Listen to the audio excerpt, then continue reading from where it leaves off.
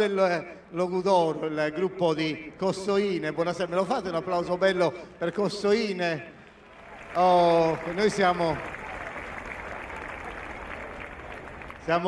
davvero felici anche quest'anno di avere il gruppo di Santa Chiara.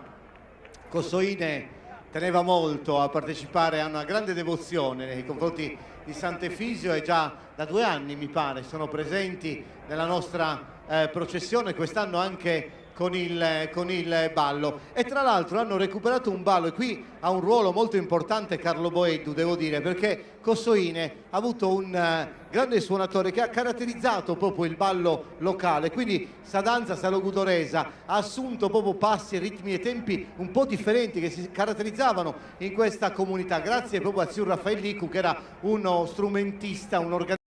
che appunto, come detto, ha creato uno stilema nuovo proprio per questa comunità, e Carlo Boeddu ne ripercorrerà insomma ritmi e tempi, e naturalmente il gruppo di Santa Chiara ci proporrà appunto per Cossoine su ballo del zio Raffaele Licu, ma è su ballo a San Logudoresa. Prego.